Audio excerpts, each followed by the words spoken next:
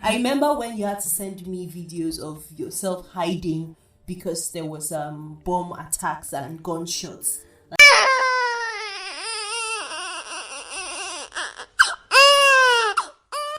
What I find most fulfilling is the cry of babies.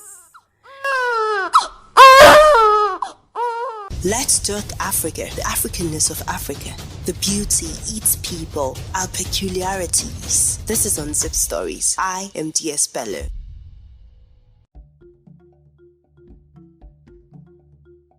I don't think I have a tab of how many babies I've delivered. I've given birth to 1 million babies. Why didn't you leave out after that experience? That experience was the worst experience of all. My guest for today had to survive in war-torn areas, stayed in remote communities with no light, no water, where she has had to deliver up to 8 babies alone in one day and still have to show up for work the next day. I find her fascinating because she never gets tired, never gives up. And I love the way she talks about her job, her colleagues, and so much joy and enthusiasm. And there are so many more like her. We will explore this in this week's episode. I have the pleasure of having this podcast episode with my friend who is a midwife. Ladies and gentlemen, welcome to Unzipped Stories, and can we give Praise Pwakulti Iliya and Unzipped Stories welcome? Yay! Okay, so I'm going to ask Praise to tell us a little bit about herself, and we're going to fire her with so many questions. If you're ready, I am ready. So, hey Praise. Hi, I'm so excited to be on Unzipped Stories. Yay! I'm excited to have this with you. So tell us a little bit about yourself. Okay, my name is Pwakulti Praise Iliya. I'm from Adamawa State. I'm Baza by tribe. I'm married. I'm a midwife, and I just had a baby. Yay! Okay, we're going to talk about having a baby later on this episode. Yes. Guys, imagine a midwife giving birth to a baby for the first time. I'm sure we want to hear that experience, especially what we know about midwives. Yeah, I don't want to say it, but you know what I'm talking about, right? Anyway, so, Praise. Yeah. First of all, what is most interesting for me in your entire career is some of the daunting tasks that you have had to carry out in the period of your career. So, before we go to the question that relates with you being a midwife in a war zone, right? Like, we're going to talk about that experience, but this first question is, how many babies have you delivered so far? Wow, how many babies? I don't think I have a tab of how many babies I've delivered. It's hard to say, actually. It's hard to say. But on a rough note, like if you're going to count, how many babies do you think you've delivered so far? Well, I can tell you that the highest babies I've delivered in a day, I can tell you the number. Okay. I've delivered like 8 babies in a day alone. 8 babies? Yes, but I actually can't keep tab of babies that I've delivered over the years. Wow, that's like how many years? You have given birth to 1 million babies. No, it's not possible. It's not possible. Not even 100,000. But I don't think I have kept tab of that. Oh, okay. Okay, so let's talk about delivering 8 babies in a day. Yeah. Where was that, and what was the experience like for you? Okay. I think that was during my we call it community experience when we're in school. We usually go for community experience in year 2. They send you to a remote village where there are no doctors and it's just you, few government staff, like primary healthcare settings. Exactly. So basically, you are the midwife in training there because you hardly see midwives there, you hardly see nurses there, you only see community health workers. Yeah.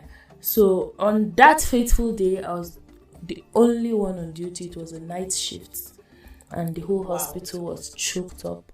I was a student then, but when you're a student, you kind of know what you're doing. Yeah. I told them, don't worry, I got you. That was how the night started calmly. I didn't know that I'll have to deliver up to 8 babies. Before morning, I think I handed over the 9th patient, and I was still there when the 9th patient gave birth, but already the morning shift people had already resumed. So it would have been 9 babies, but I had 8. So let's get this straight. As a student, you delivered up to 8 babies in one night. Yes, it was an awesome night. No complications. Awesome. Okay, so guys, like at this point I have to share this. So at some point in our last year, I went over to her place where she worked, and no, not last year, but at some point anyway. So I had a reason to visit, and I wanted to have the experience of just being a midwife, right, for a night.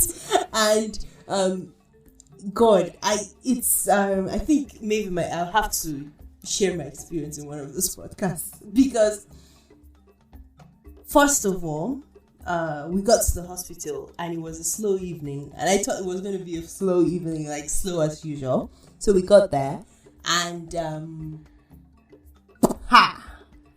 what your eyes saw, your mouth cannot say it. It's too heavy. So I think I progressed, right? So when we got there, at first I was excited. I'm going to the hospital. I'm going to have a midwife experience, and I thought I loved pregnant women until I got there. And so when I saw the first woman give birth, I tried not to faint. But now I understand why some men faint in the labor room. I can't explain. Maybe scared, maybe worried, maybe I honestly don't have a word for it.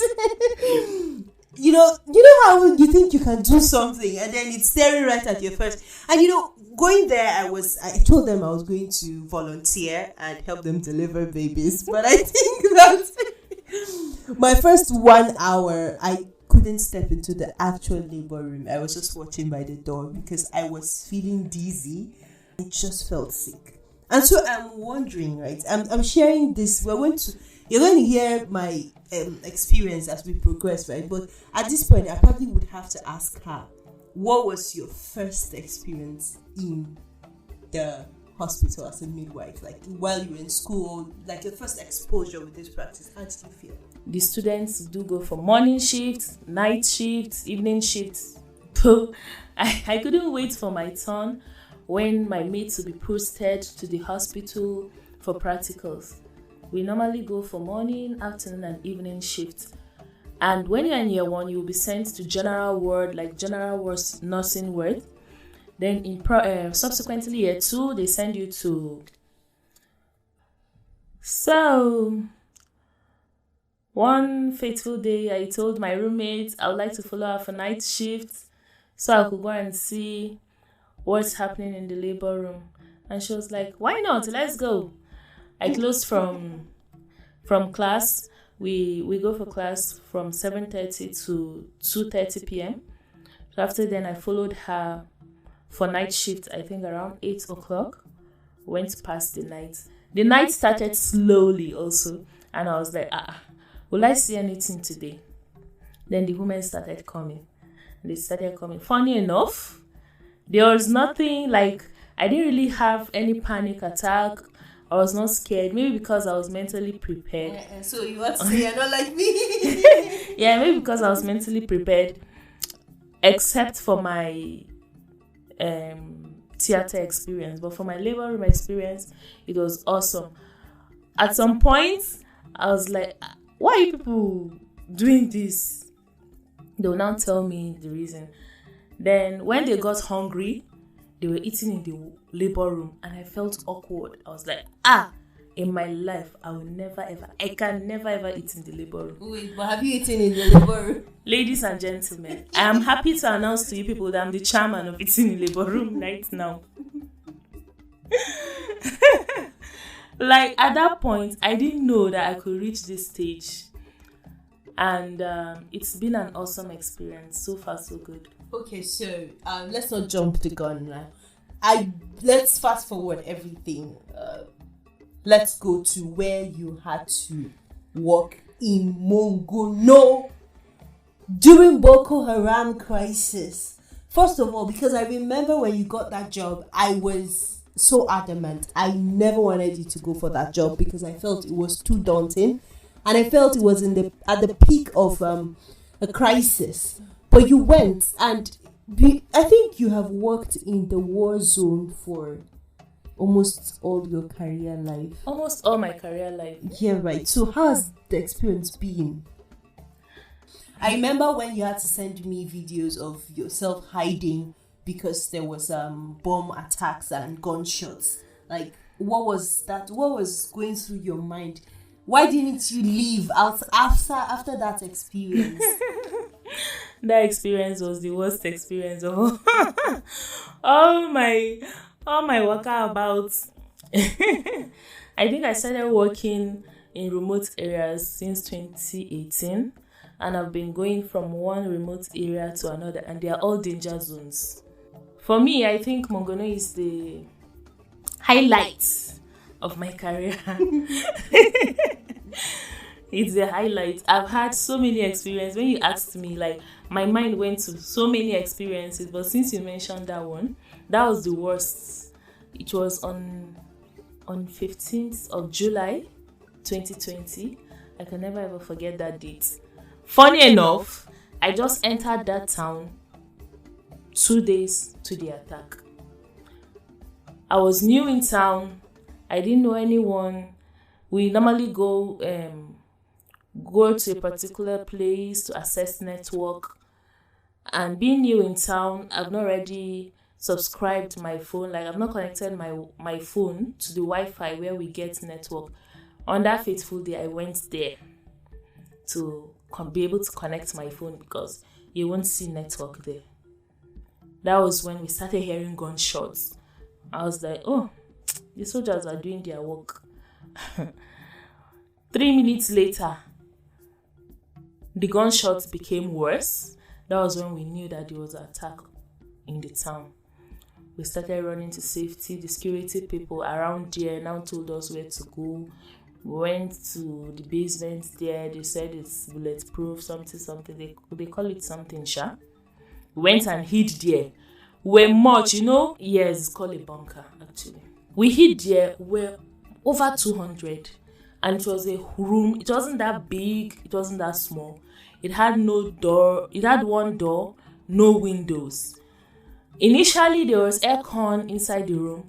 But when the attack became fierce, somebody had to go out to go and off the generator just to distract, so we don't call attention of the people attacking.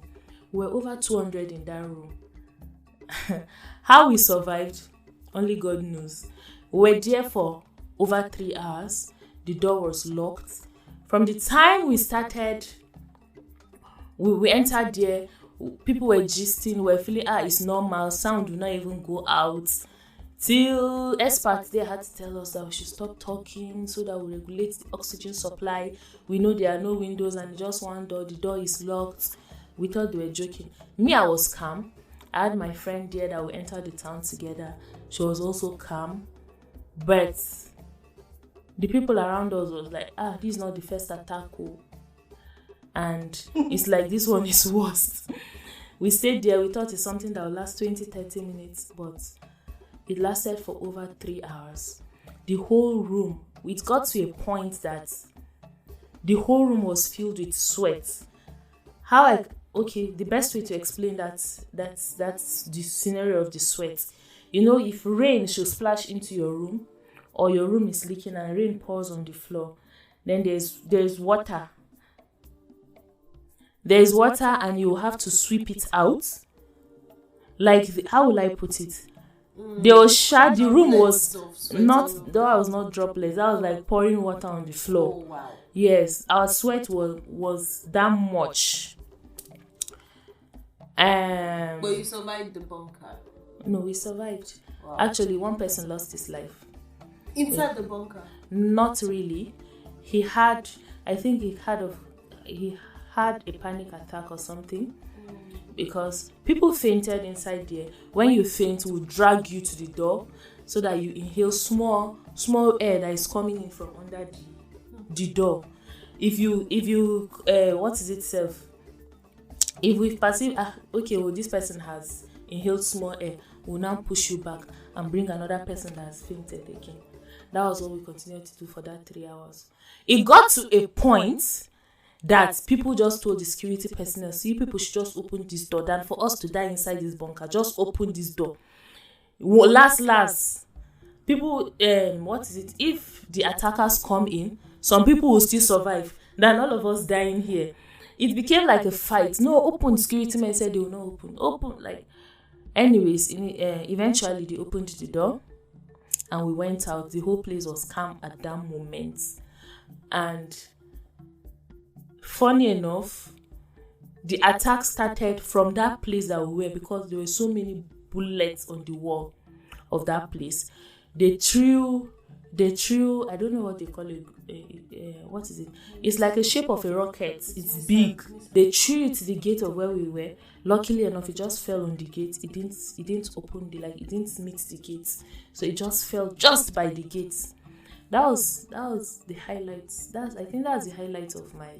And so, but you still went back to continue delivering Kenyan work. During that attack, I and my friend that went to the town together. She was like, my friend, tomorrow we are resigning. We are leaving this town. I told her seriously. Funny enough, she resigned and she left. They booked her, I think 4 days later, she left. But I stayed. Why? I don't know why, but I just stayed. I told her that she should go. Me, I'll be here. She is not attacked. She we have seen it now. It won't happen again. It kept on happening. And anytime an attack happens, we'll say, we'll go. Me, I'll go and resign and go. But once the attack passes, you still find yourself in the town. I think it's because of the passion. Like when you see these people, the people living in those communities, they are helpless. So you feel, okay, what if I go now? Who will be there for them? Yeah. Okay, so there you have it. But before I let you go, I am going to ask you 5 quick questions. Okay. And these questions are supposed to put you on the spot. So first, okay. So the first question will be, are you ready? Yeah, I'm ready.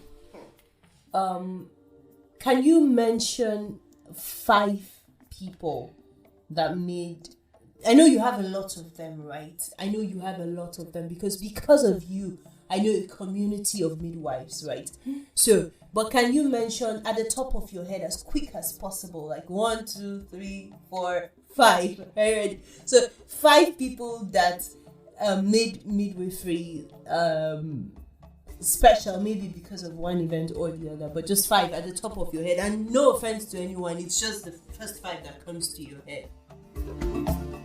Okay, we call her Auntie Magdalene. That's number 1 on my list. Okay. Yeah. Aside my teachers in school, course, right? Yes, my colleagues. Yes. Okay. Auntie Magdalene. Yes. Uncle Manasseh. He used to be our. He's not a midwife. He's not a midwife. No, he is. He's an anesthetic nurse. Oh, okay. Yes. So, too. Okay. Am I allowed to mention doctors? No. Okay. Midwife. 2, Then there's Salama. 3, There's Christy. 4, There's Betty. 5. There's Auntie Full Nana. stop. You have to add the sixth name. No. Auntie Nana will kill me. She's not on this list. Okay, so your second question, right? So Yeah. because that was 5, you get only 3 quick questions, right? Okay. So the second question is that if you weren't a midwife, what would you become? If I weren't a midwife, what will I become? I'll be frying akara on the street. I used to tell people, if I come back to this world the next time, I will still be a midwife. I don't even see myself doing another thing. Midwifery. I love midwifery. I love nursing profession in general. Oh, but wow. I love being a midwife. Okay, so your final question. Okay. This might be tougher. Are you ready? Yeah. Are you ready? I'm ready. So you have a baby. Mm-hmm. And we know how the stories we hear, how midwives treat pregnant women, and I have seen it, what happens in the labor room, and I sometimes understand, like, because of that, I became like an advocate of don't think that midwives are wicked when they speak in a stern voice to any pregnant woman, because sometimes pregnant women get scared of the experience, like especially how they feel, and they don't cooperate, which in turn poses some level of danger to the child. So sometimes that's why they sound stern. So now that you have experienced labor, and I know you to be a very disciplined midwife, how do you think that's going to change how you relate with the pregnant woman? I am a disciplined midwife because I want mother and child alive. Okay, yeah. Yeah. I agree. That is why I'm a disciplined midwife. Mm-hmm. And you said What will will change my Yes, attitude. now that you're giving birth. You really change my attitude. Yes. Number one, I'm not a wicked midwife. No, I didn't I'm say just you a are. nice midwife. No. So let's not get it twisted. I didn't say you're a wicked midwife. I'm just saying that now you've experienced what these women experience. Do you think that is going to change the way you relate with them? Not like I'm saying you're a wicked midwife. Not Okay. in that context. I've experienced labor. Labor is painful, yes, but it's worth it. And I will always say this: labor pain is not worth you losing your baby. Whatever it takes for you to have your baby alive should be done. And that's what we encourage the patients as midwives. So I don't think I'll change any of my character or any of my personality or any of my behavior. All I need is mother and child alive. Labor, in general, labor is painful. And it's a sweet experience. It's worth it. I've said it, like since I gave birth last month, I've said it that I can go through this pain again to get another bundle of joy. I think if I should resume maternity leave and I have a woman on my couch that is about to deliver, I will put more effort to tell her that this pain is worth it and you have to go through it so that you receive your bundle of joy. Thank you. Okay, so finally, I said before we let you go, what do you find the most fulfilling in your job as a midwife? What I find most fulfilling is the cry of babies. It's so sweet to hear. It gives me joy. Like when you see a woman laboring and then she labors for hours and then this baby pops up and you hear this, oh my God, the sound, the cry is so intriguing. That's basically the highlights for me. Oh, so like, all right. So what a way to end the show, right? I'm asking myself, just like how when I see the microphone, I just feel really happy, right? So in my head, I'm like, oh, so maybe the mic, the cry of the baby does to the midwife what the microphone does to me as a journalist. What a way to end the show! Thank you so much for agreeing to do this with me. I do not take it for granted. And it's the first time I'm going to say this. Thank you so much for taking me into the labor room. If you want to hear my experience about what happened in the labor room, You have to listen to the next episode, because in the next episode, which of course will be shared this week, I will give you the complete gist of what happened to me in the labor room. Thank you so much for joining on Zip Stories. I'm signing out as your very own DS fellow, and with me here is my friend Praise Pwakulti. In case you don't know how to spell it, Pwakulti Pwakulti Pipsy Iliya. Thank you so much for having me. It was nice being on your show. Okay, so I said I was going to mention your names just to say thank you to my heroes this Nothing Week, so I'm going to call your names at the top of my head. I hope I do not forget anyone, and if I do, doesn't mean that you're not special. Alright, so I'll go now. Esther, Praise, Yinasim, Pornos, Janet, Martha, Auntie Magdalene, Nana, Auntie Christy, Aisha, Gloria, Nokan, Peace, Zasan, Esther Benson, Tamama, Kennison, Gladys. Oh my God. Honestly, thank you so much for being our heroes. Hey, alright guys, see you again next time. Bye.